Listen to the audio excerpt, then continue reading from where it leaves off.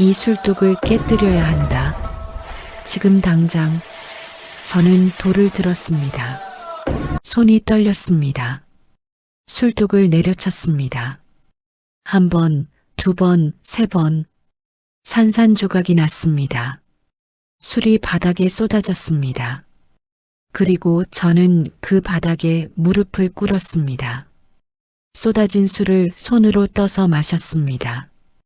조선 최고의 학자가, 나라의 제도를 다시 쓴 천재가, 500권의 책을 남긴 성인이 지금 바닥에 엎드려 술을 핥고 있었습니다. 이게 진짜 정약용이었습니다. 사람들은 모릅니다. 역사책에 나오는 위대한 정약용만 알고 있습니다.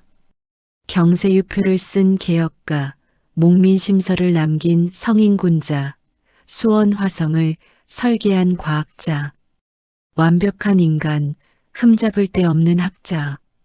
하지만 그건 반쪽의 진실이었습니다. 나머지 반쪽은 이겁니다. 매일 밤 술독 앞에서 무너지는 사람. 21번 끊겠다고 다짐하고 21번 실패한 사람.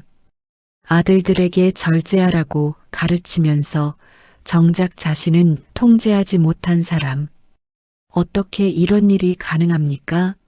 조선에서 가장 이성적이던 사람이, 가장 합리적이던 사람이, 가장 강철 같던 의지를 가진 사람이 어떻게 작은 술잔 하나 앞에서 이렇게 무너질 수 있습니까?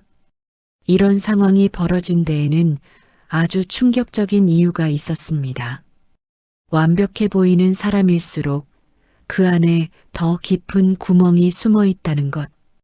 그리고 그 구멍을 메우기 위해 그들도 무언가에 매달릴 수밖에 없다는 것. 정약용에게 그것은 술이었습니다.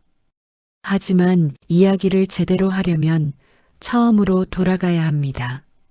사람들이 믿었던 정약용, 완벽한 신하였던 그 사람부터 시작해야 합니다. 저는 정약용입니다. 조선 최고의 학자라는 소리를 들었던 사람입니다. 아니, 들었었던 사람이라고 해야 맞겠습니다. 지금 이 순간만큼은 그저 한 잔의 술 앞에서 무너진 보잘것없는 인간일 뿐이니까요. 혹시 아십니까? 제가 어떤 사람이었는지를요. 저는 나라의 법을 다시 쓴 사람입니다. 경세유표라는 책에서 조선의 낡은 제도를 모조리 뜯어 고쳤습니다.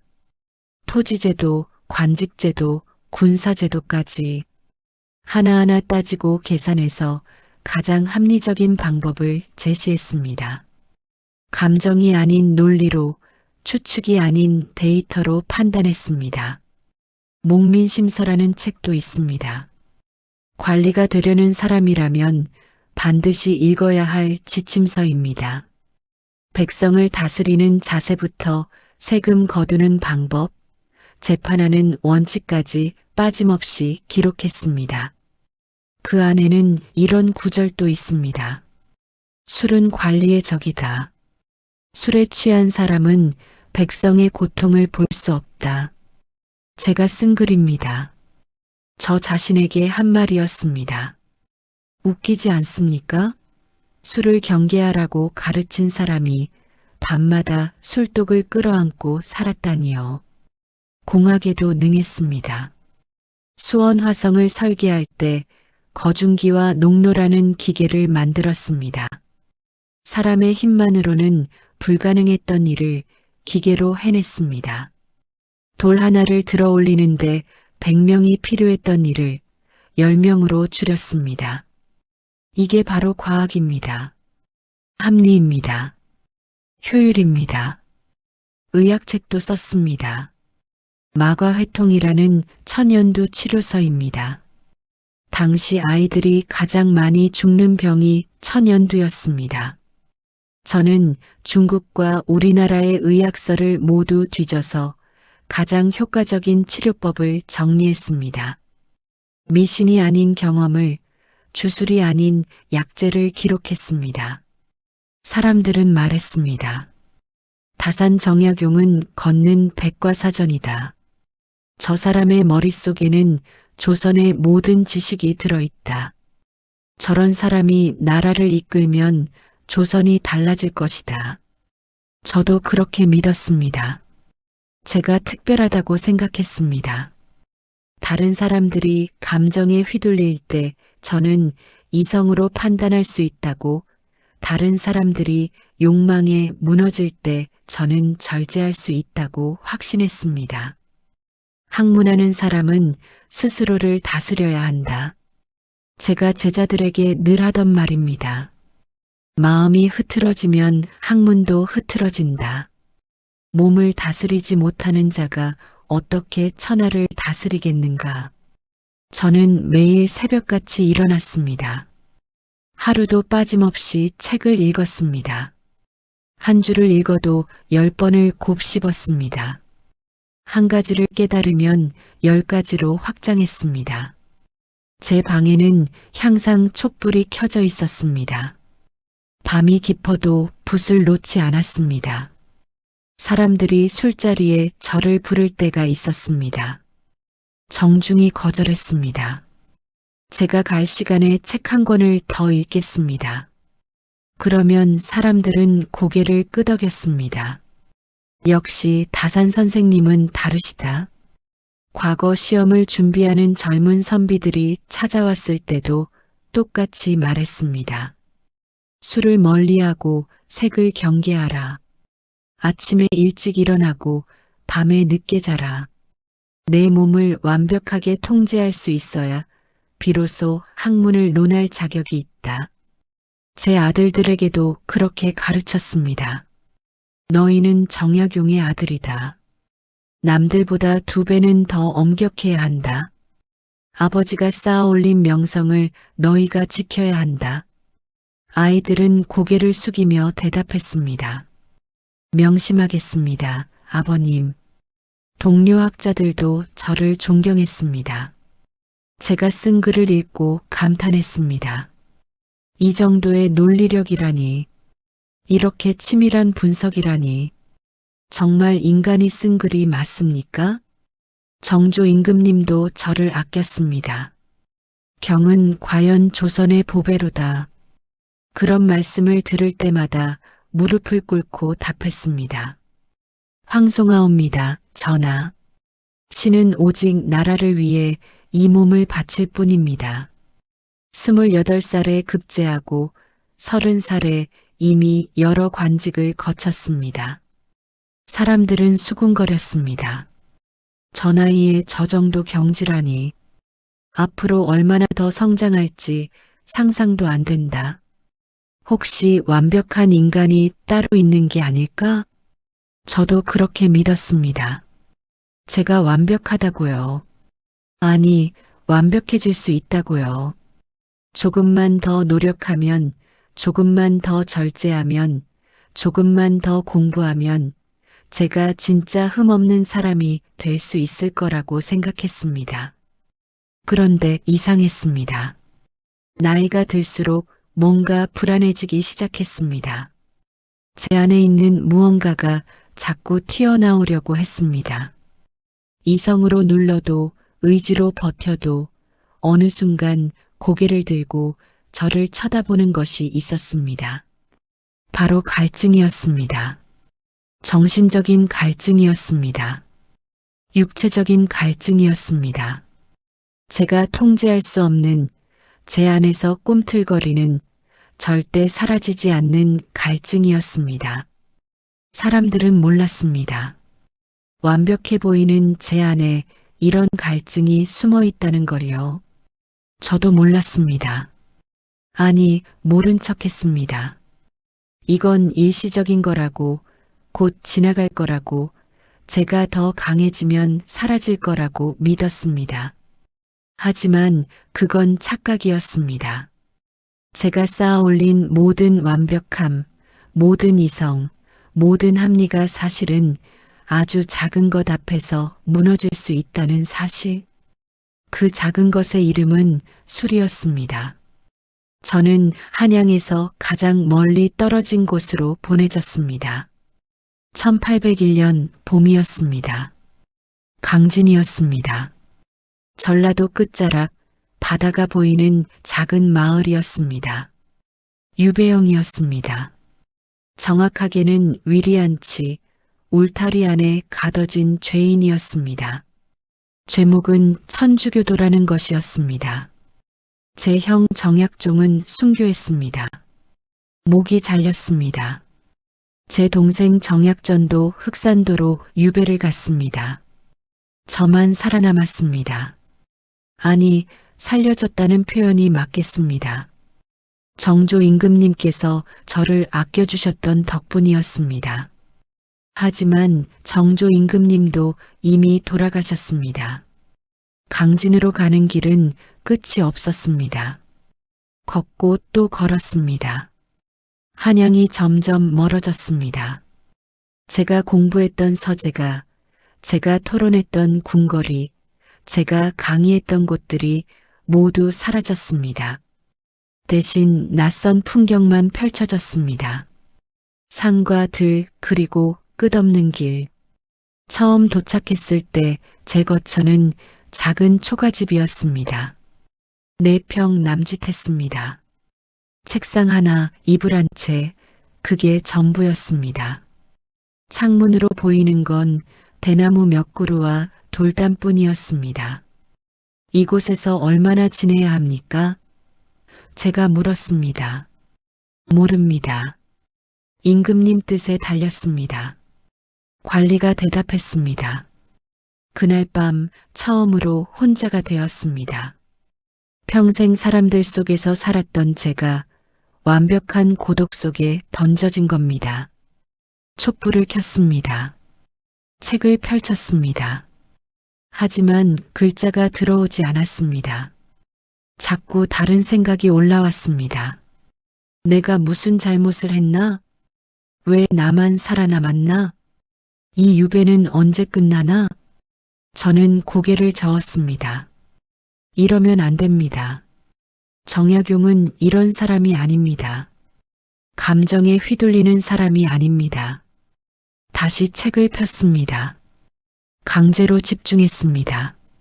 한 글자씩 읽었습니다. 그렇게 첫 달이 지나갔습니다.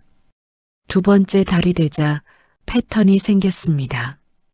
아침에 일어나서 세수하고 간단한 식사를 하고 책상 앞에 앉습니다. 점심때까지 글을 읽습니다. 오후에는 글을 씁니다. 저녁에는 사색합니다. 밤에는 잠을 청합니다. 완벽한 일정이었습니다. 흐트러짐이 없었습니다. 제가 원하던 삶이었습니다. 방해받지 않고 오직 학문에만 몰두하는 삶. 그런데 이상했습니다. 마음이 차분해지지 않았습니다. 세 번째 달 잠이 오지 않기 시작했습니다. 눈을 감아도 온갖 생각이 머릿속을 채웠습니다. 형님은 지금 어디 계실까? 아이들은 잘 있을까? 나는 언제쯤 돌아갈 수 있을까? 아니, 정말 돌아갈 수는 있는 걸까? 네 번째 달 식욕이 떨어졌습니다. 밥을 먹어도 맛이 없었습니다. 뭘 먹어도 모래를 씹는 것 같았습니다. 몸무게가 빠졌습니다. 옷이 헐렁해졌습니다. 다섯 번째 달 처음으로 책을 덮었습니다. 더 이상 읽히지 않았습니다. 같은 문장을 10번 읽어도 이해가 안 됐습니다.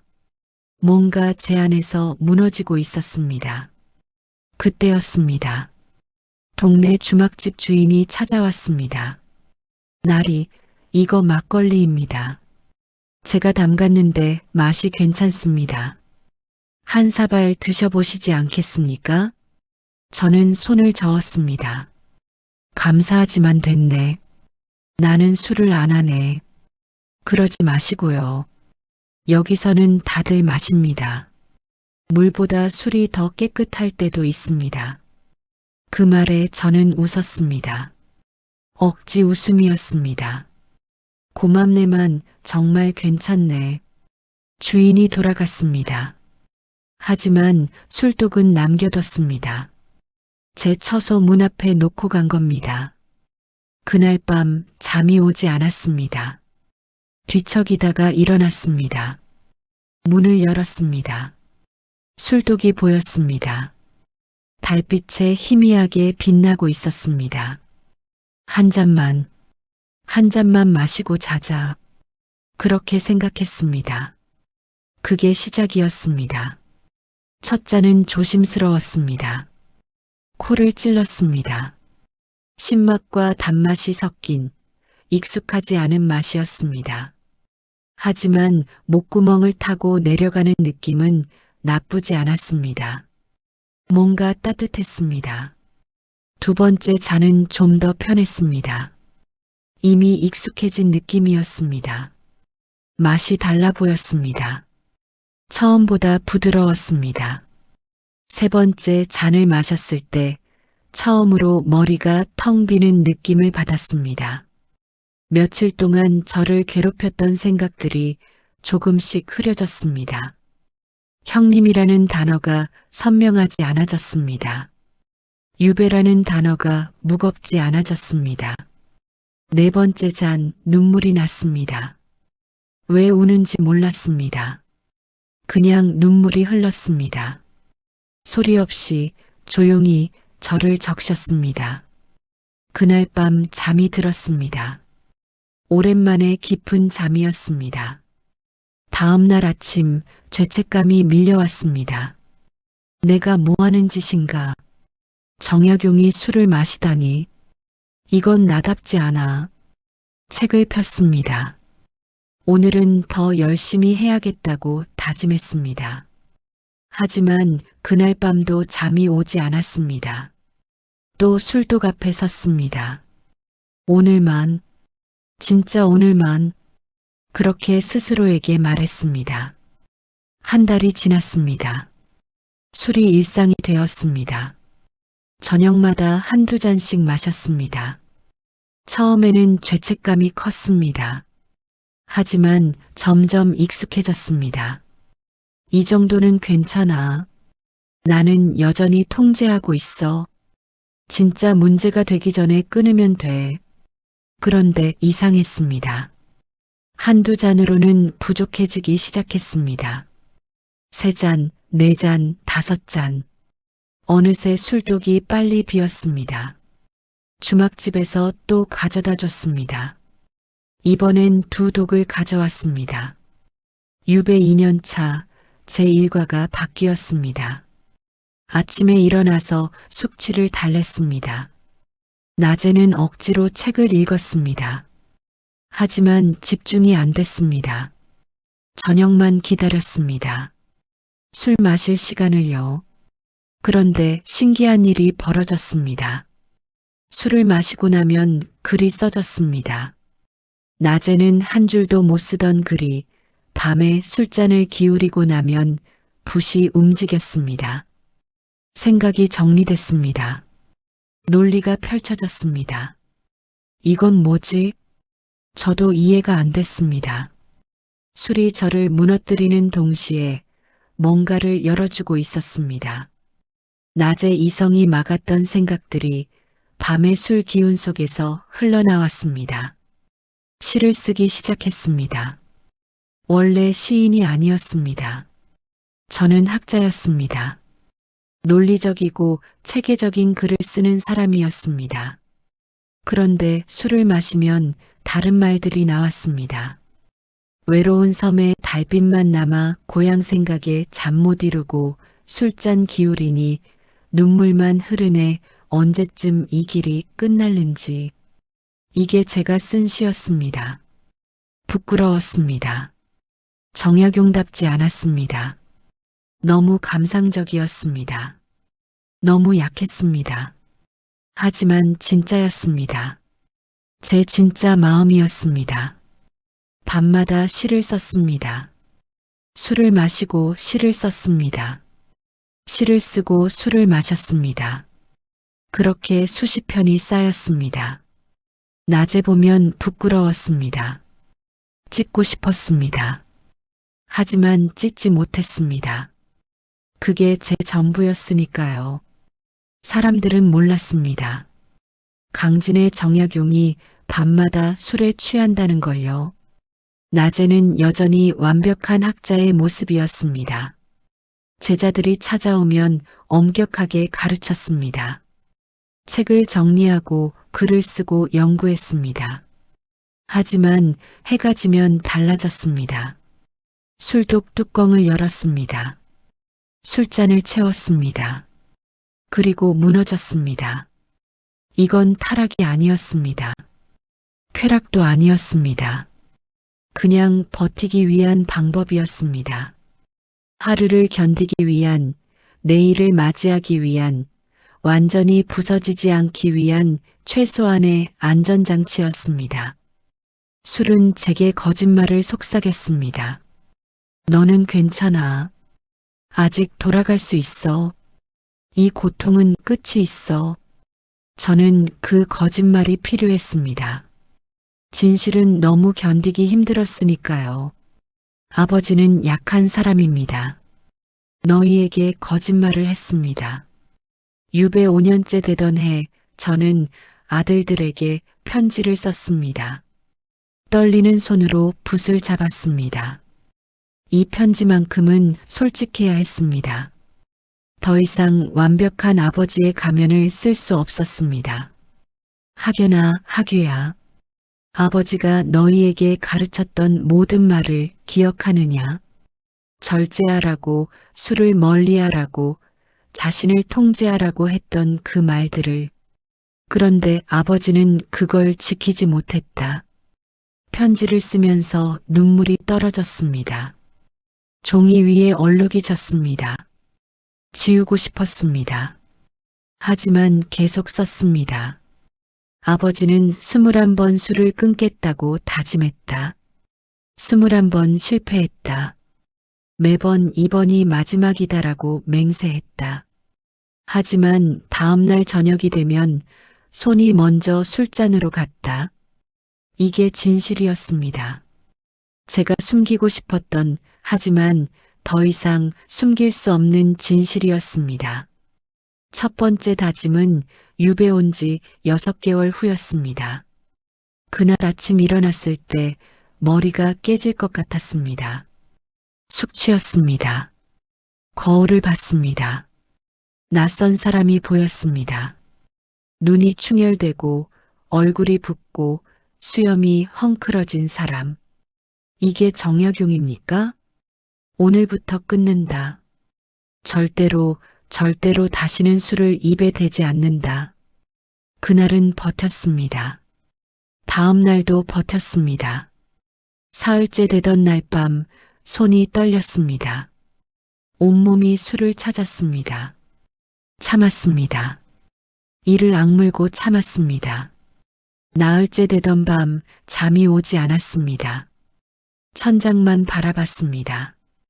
2시간, 3시간, 4시간. 눈을 감아도 소용없었습니다. 머릿속이 시끄러웠습니다. 5째 되던 날 무너졌습니다. 저녁을 먹고 책상 앞에 앉았습니다. 글을 쓰려고 했습니다. 하지만 한 글자도 나오지 않았습니다. 붓만 들고 1시간을 앉아 있었습니다. 그때 생각이 들었습니다. 딱 한 잔만 마시고 글을 쓰자. 그럼 붓이 움직일 거야.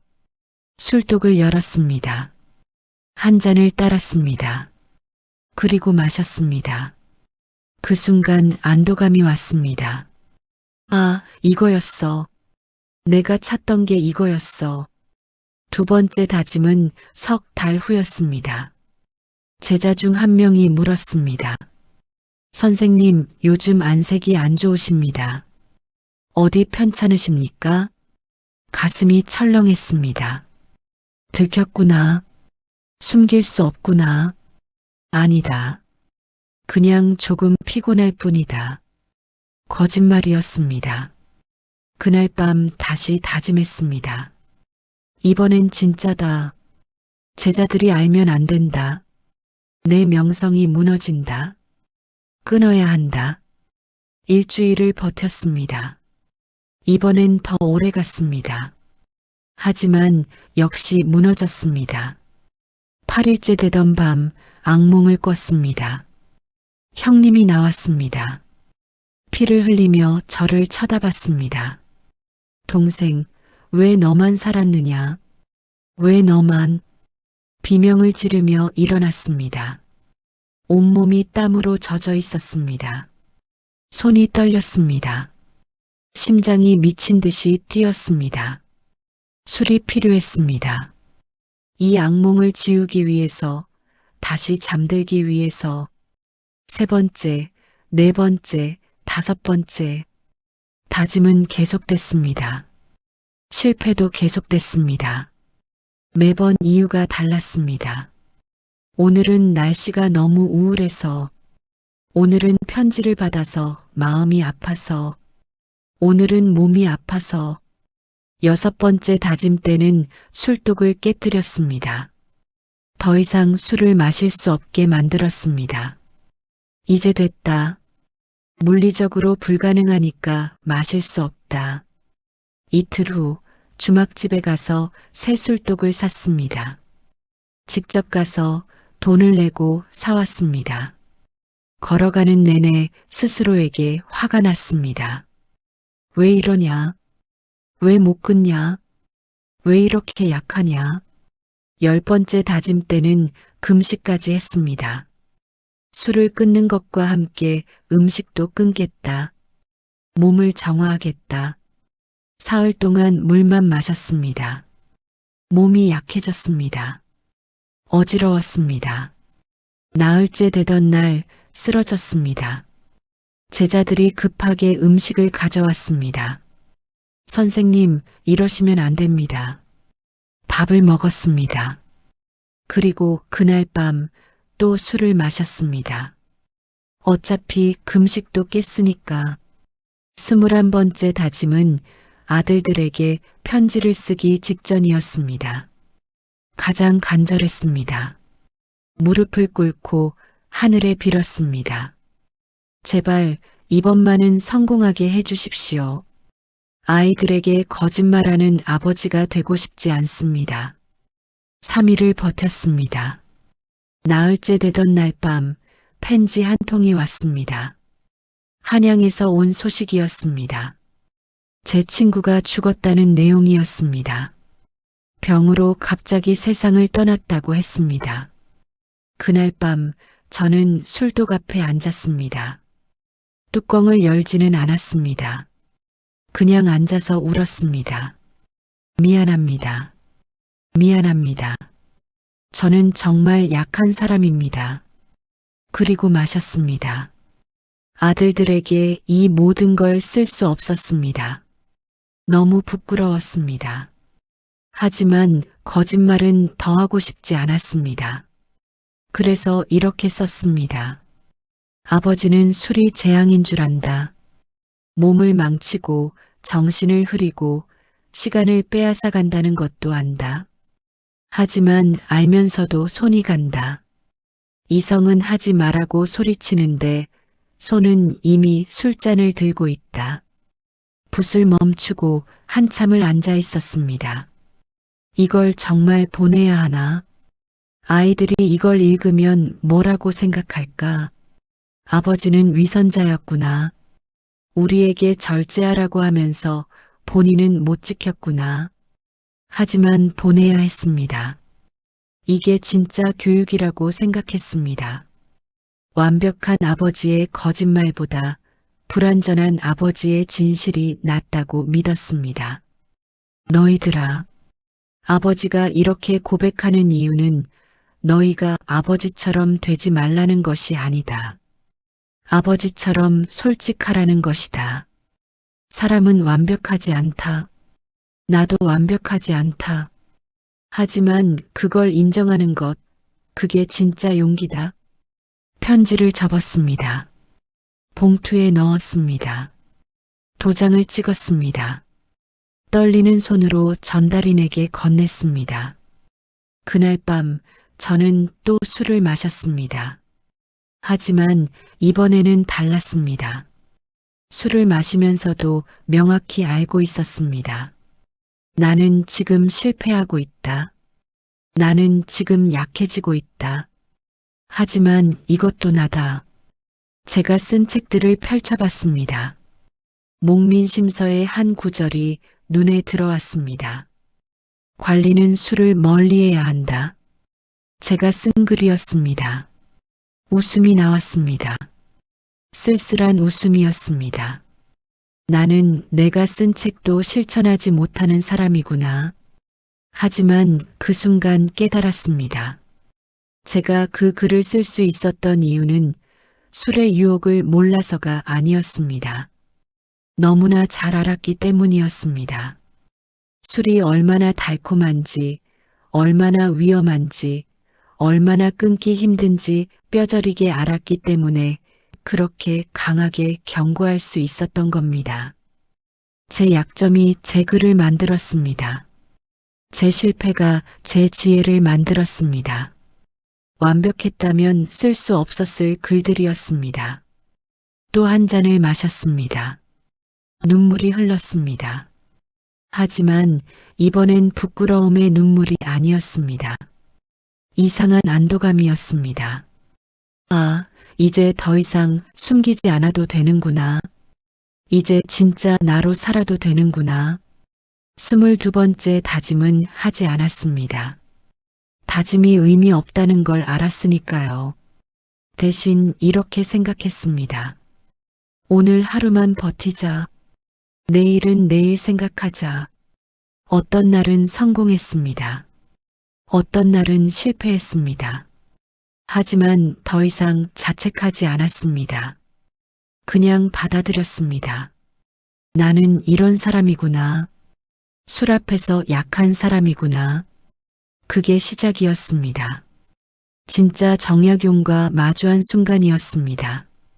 제 머리는 단 하루도 쉬지 못합니다. 자고 있을 때조차 생각하고 있습니다. 왜 끊지 못했을까요? 사람들은 그렇게 물을 겁니다. 정약용 정도의 의지를 가진 사람이, 정약용 정도의 이성을 가진 사람이 왜 작은 술잔 하나를 이기지 못했을까요? 의지가 약해서가 아니었습니다. 제 하루를 보여드리겠습니다. 진짜 제 하루를요. 아침 5시에 눈을 뜹니다. 정확히는 눈을 뜨는 게 아니라 잠에서 깨어나는 겁니다. 이미 머릿속에서는 생각이 시작됐습니다. 어젯밤 읽었던 주역의 한 구절이 떠오릅니다. 그 구절의 해석이 잘못됐다는 생각이 듭니다. 일어나서 책상에 앉습니다. 촛불을 켭니다.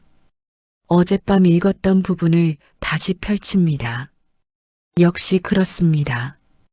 기존 학자들의 해석이 틀렸습니다. 왜 이걸 몰랐을까요? 붓을 듭니다. 메모를 시작합니다. 1시간이 지났습니다. 메모가 10장이 됐습니다.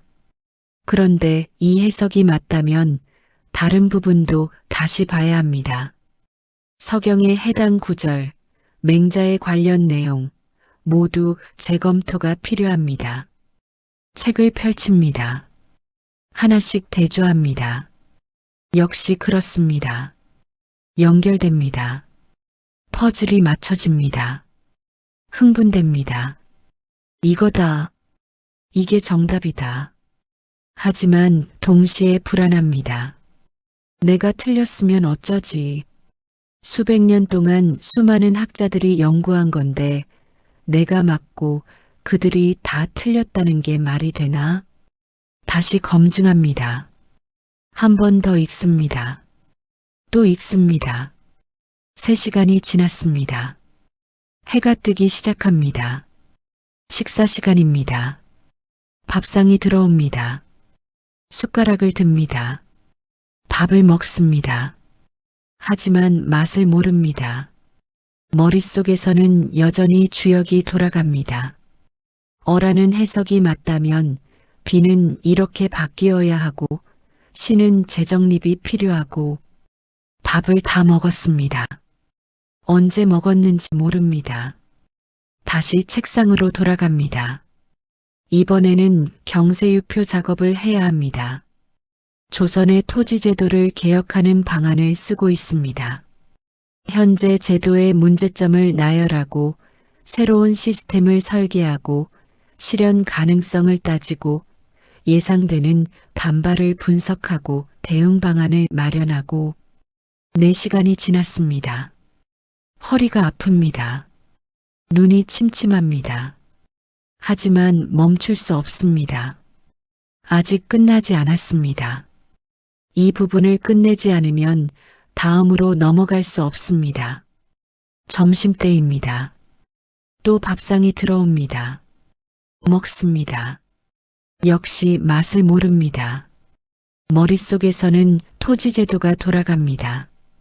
오후에는 목민심서를 씁니다. 관리가 갖춰야 할 덕목을 정리합니다. 청렴, 공정, 근면, 사랑. 하나하나 사례를 들어 설명합니다. 옛 기록을 뒤지고 역사적 사건을 찾고 적용 방법을 연구하고 저녁이 됐습니다. 어두워집니다. 촛불을 더 켭니다. 아직 끝나지 않았습니다. 이 장을 끝내야 합니다. 오늘 못 끝내면 내일도 이 생각을 계속해야 합니다. 밤 10시가 됐습니다. 겨우 한 장을 끝냈습니다. 붓을 놓습니다. 손이 떨립니다. 어깨가 굳었습니다. 눈을 감습니다. 그런데 머릿속이 조용하지 않습니다. 여전히 돌아갑니다. 아까 쓴 부분 중에 뭔가 빠뜨린 게 있는 것 같은데 내일은 어느 부분을 써야 하지. 그러고 보니 주역 해석도 보완이 필요한데 눈을 뜹니다. 천장을 봅니다. 생각이 멈추지 않습니다. 계속 돌아갑니다. 마치 수레바퀴처럼 물레방아처럼 멈출 수 없이 돌아갑니다. 이게 하루였습니다. 매일 똑같은 하루였습니다. 사람들은 모릅니다. 학자의 삶이 이렇다는 걸요. 책 읽고 글 쓰는 평화로운 일이라고 생각합니다. 하지만 아닙니다. 이건 전쟁입니다. 자기 자신과의 끝없는 전쟁입니다. 생각이 멈추지 않습니다. 꺼지지 않습니다. 자고 일어나도 이어집니다. 꿈에서도 계속됩니다. 주역을 꿈꾸고 토지제도를 꿈꾸고 관리윤리를 꿈꿉니다. 스위치가 없습니다. 끌 수 있는 버튼이 없습니다. 쉴 수 있는 순간이 없습니다. 그런데 술을 마시면 딱 한 가지만 바뀝니다. 생각이 느려집니다. 술 한 잔을 마시면 주역이 흐려집니다. 2잔을 마시면 토지제도가 멀어집니다. 3잔을 마시면 관리윤리가 사라집니다. 4잔을 마시면 처음으로 지금이라는 순간이 옵니다. 과거도 아니고 미래도 아닌 지금 이 순간. 촛불이 보입니다. 바람 소리가 들립니다. 제 호흡이 느껴집니다. 이게 유일한 휴식이었습니다. 사람들은 말합니다. 휴식을 취하세요. 산책을 하세요. 명상을 하세요. 해봤습니다. 산책을 나가도 머릿속에서는 여전히 책이 돌아갑니다. 명상을 해도 생각이 멈추지 않습니다. 제 머리는 제 것이 아니었습니다. 제 의지대로 통제할 수 없었습니다. 깨어있는 매 순간 작동하고 있었습니다. 분석하고 비교하고 종합하고 판단하고 의심하고 검증하고 그리고 외로웠습니다. 유배지에서는 대화할 사람이 없었습니다. 제 수준에서 이야기 나눌 사람이 없었습니다. 제자들은 있었지만 그들에게는 가르쳐야 했습니다. 제 약함을 보여줄 수 없었습니다. 편지를 썼습니다. 한양의 친구들에게 보냈습니다. 하지만 답장이 오는데 한 달이 걸렸습니다. 그 한 달 동안 혼자였습니다. 제 생각만 듣고 제 목소리만 들었습니다. 미쳐버릴 것 같았습니다. 정말로요. 어떤 날은 거울을 보며 대화했습니다. 정약용, 너는 어떻게 생각하느냐? 이 해석이 맞느냐? 틀렸느냐? 거울 속에 제가 대답하지 않았습니다.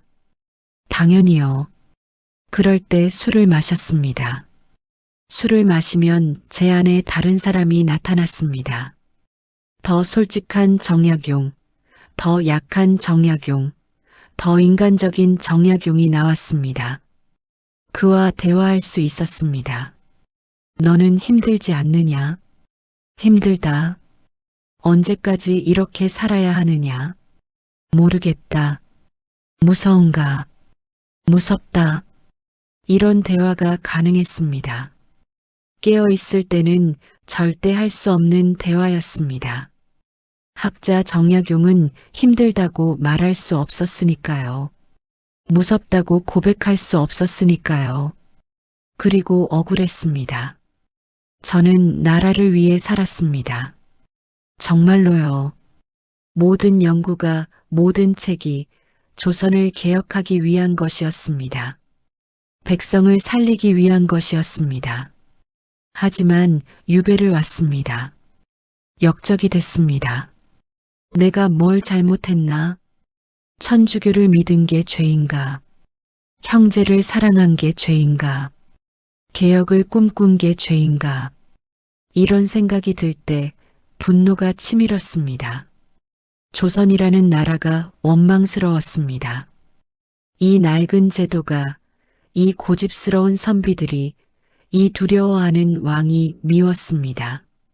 하지만 그 분노를 어디에 쏟습니까? 누구에게 화를 냅니까? 아무도 없었습니다. 그냥 제 안에 담아둘 수밖에 없었습니다. 그 분노가 저를 태웠습니다. 안에서 부글부글 끓었습니다. 술을 마시면 분노가 눈물로 바뀌었습니다. 화가 슬픔이 됐습니다. 울 수 있었습니다. 소리 내지 않고 조용히 울 수 있었습니다. 그게 필요했습니다. 계속 강한 척할 수 없었습니다. 계속 참을 수 없었습니다. 가끔은 무너져야 했습니다. 완전히 부서져야 다시 일어날 수 있었습니다. 술은 제 적이 아니었습니다. 술은 제 동료였습니다. 이 끔찍한 유배 생활을 함께 견디는 유일한 친구였습니다. 의지의 문제가 아니었습니다. 생존의 문제였습니다. 그렇다고 멈추지는 않았습니다. 술을 마신 날도, 숙취로 머리가 깨지는 날도, 스스로에게 실망한 날도 저는 책상 앞에 앉았습니다. 붓을 들었습니다. 글을 썼습니다. 유배 18년 동안 쓴 책이 500권이 넘습니다. 500권입니다. 1년에 평균 28권입니다. 한 달에 2권 반입니다. 이게 술에 취한 사람이 할 수 있는 일입니까? 경세유표, 조선의 모든 제도를 다시 설계한 책입니다. 48권입니다. 토지제도, 관직제도, 군사제도, 세금제도, 교육제도까지 하나하나 문제점을 지적하고 대안을 제시했습니다. 이건 단순한 비판이 아니었습니다. 완전히 새로운 나라를 설계한 겁니다. 목민심서, 관리의 교과서입니다. 48권입니다. 부임부터 해임까지 관리가 해야 할 모든 일을 담았습니다.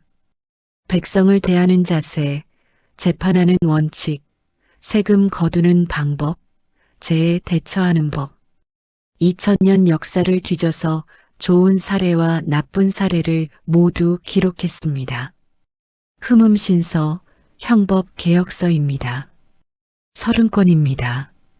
살인사건 판례를 분석했습니다. 사람을 죽인 것인지 아니면 사고로 죽은 것인지 어떻게 판단할 것인가. 과학적 증거, 정황적 추론, 심리적 분석까지 통합했습니다. 이건 조선 최초의 과학수사 매뉴얼이었습니다. 아웅각비 언어학 연구서입니다. 4권입니다. 한자의 뜻과 소리를 분석했습니다. 왜 이 글자가 이런 의미를 갖게 됐는지 어원을 추적했습니다. 이건 단순한 사전이 아니었습니다. 언어의 본질을 탐구한 철학서였습니다. 의학서, 지리서, 역사서, 시집, 경전 해석서, 편지 모음집까지 모든 분야를 다뤘습니다. 하나도 대충 쓰지 않았습니다. 모든 글에 제 영혼을 담았습니다. 술을 마신 밤에도 붓을 잡았습니다. 취한 상태에서도 글을 썼습니다. 오히려 그럴 때 더 솔직한 문장이 나왔습니다. 낮에는 쓸 수 없었던 말들이 밤에는 흘러나왔습니다. 시가 그랬습니다. 유배지에서 쓴 시가 수천 편입니다. 대부분 술 마신 밤에 쓴 것들이었습니다. 감정이 담겼습니다. 외로움, 그리움, 분노, 슬픔, 모든 게 시가 됐습니다. 강진 바닷가의 달만 밝은데 고향 생각에 잠 못 이룬 애 술잔 속에 비친 내 얼굴은 언제쯤 웃을 수 있을까? 이런 시를 쓸 때는 항상 술잔이 옆에 있었습니다. 한 잔 마시고 한 줄 쓰고 또 한 잔 마시고 또 한 줄 쓰고 술이 붓을 움직였습니다. 아니, 술이 제 진짜 마음을 꺼냈습니다. 낮의 정약용은 엄격했습니다. 완벽을 추구했습니다. 모든 문장을 5번씩 고쳤습니다. 논리적 허점이 없는지 검증했습니다. 하지만 밤의 정약용은 달랐습니다. 자유로웠습니다. 느낌대로 썼습니다. 생각나는 대로 표현했습니다. 두 사람이 만나서 하나의 정약용을 만들었습니다. 낮의 이성과 밤의 감성이 합쳐져서 완전한 저를 만들었습니다. 그래서 깨달았습니다. 제 약점이 제 강점이었다는 걸요. 술을 완벽하게 통제할 수 있었다면 저는 그저 차가운 학자로 남았을 겁니다. 수학 공식처럼 정확하지만 감정 없는 글만 썼을 겁니다. 하지만 술 앞에서 무너지는 경험을 했기 때문에 인간의 약함을 이해할 수 있었습니다. 목민심서에 이런 구절이 있습니다. 관리는 백성의 고통을 자신의 고통으로 느껴야 한다. 배고픈 백성을 보면 자신도 배고파야 하고 추운 백성을 보면 자신도 추워야 한다. 이 문장을 쓸 수 있었던 이유는 제가 고통을 알았기 때문입니다. 진짜 고통을요. 참을 수 없는 갈증을, 견딜 수 없는 외로움을, 멈출 수 없는 약함을 경험했기 때문입니다. 완벽한 사람은 불완전한 사람을 이해할 수 없습니다. 실패해 본 적 없는 사람은 실패한 사람을 위로할 수 없습니다. 하지만 저는 달랐습니다. 저는 매일 실패했습니다. 21번 넘어졌습니다. 그래서 쓸 수 있었습니다. 넘어진 사람을 위한 글을요. 제자들이 물었습니다. 선생님, 어떻게 하면 완벽한 사람이 될 수 있습니까? 예전 같았으면 이렇게 대답했을 겁니다. 끊임없이 노력하고 절제하라. 자신을 통제하고 극복하라. 하지만 유배 후에는 달리 말했습니다. 완벽한 사람은 없다. 중요한 건 완벽함이 아니라 정직함이다. 내 약점을 인정하고 그럼에도 포기하지 않는 것이다. 어떤 제자가 또 물었습니다. 선생님도 약점이 있으십니까? 저는 웃었습니다. 많지. 너무 많아서 다 셀 수도 없다. 그런데도 이렇게 많은 책을 쓰셨습니까?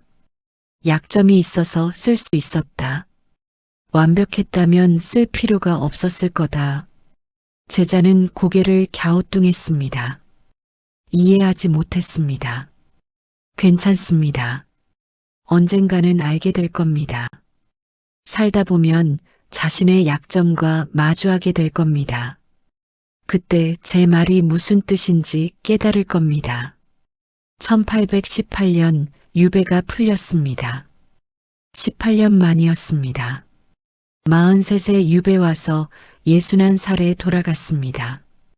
청년이 노인이 됐습니다.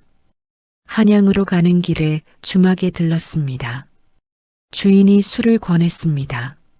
나리 한잔하시지요. 오랜만에 고향 가시는데 저는 잠시 망설였습니다. 그리고 고개를 끄덕였습니다. 그러지 술을 마셨습니다. 여전히 똑같은 맛이었습니다. 여전히 머리가 흐려졌습니다. 여전히 눈물이 났습니다. 하지만 달랐습니다. 이제는 죄책감이 없었습니다. 수치심도 없었습니다. 그냥 받아들였습니다. 나는 술에 약한 사람이다. 그리고 그래도 괜찮다. 고향에 도착했을 때 아들들이 마중 나왔습니다. 학영과 학유, 이제 성인이 된 아이들이었습니다. 서로 끌어안았습니다. 한참을 그렇게 있었습니다. 그날 밤 아들들이 물었습니다. 아버지, 유배 생활은 어떠셨습니까? 저는 솔직하게 대답했습니다. 힘들었다. 정말 힘들었다. 여러 번 포기하고 싶었다. 무너지기도 했다. 하지만 멈추지 않으셨습니다.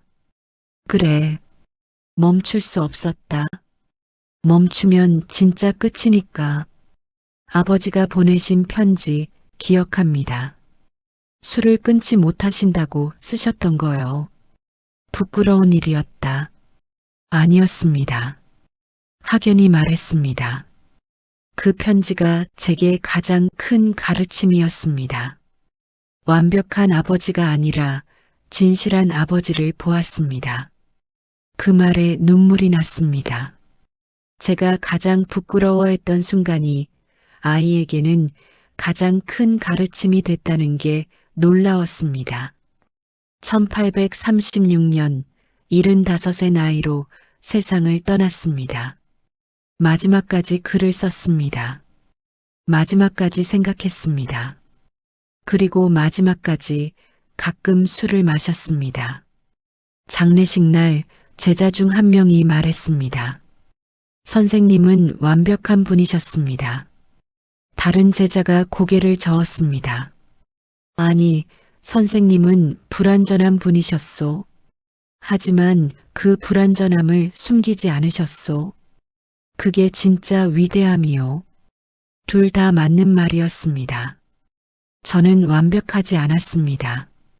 술에 약했고 외로움에 무너졌고 여러 번 실패했습니다. 하지만 그럼에도 멈추지 않았습니다. 넘어질 때마다 일어났습니다. 무너질 때마다 다시 쌓았습니다. 그게 제 진짜 유산입니다. 500권의 책이 아니라 불완전한 사람도 위대한 일을 할 수 있다는 증명입니다. 지금 이 글을 듣는 여러분도 약점이 있을 겁니다. 끊으려고 해도 끊어지지 않는 무언가, 이기려고 해도 이길 수 없는 무언가가 있을 겁니다. 괜찮습니다. 그게 인간입니다. 중요한 건 약점이 없는 게 아니라 약점에도 불구하고 계속 가는 겁니다. 술잔을 든 손으로도 붓을 들 수 있습니다. 눈물을 흘리면서도 글을 쓸 수 있습니다. 정약용은 술에 약했지만 인간을 이해하는 데는 누구보다 강했습니다. 그게 진짜 저였습니다.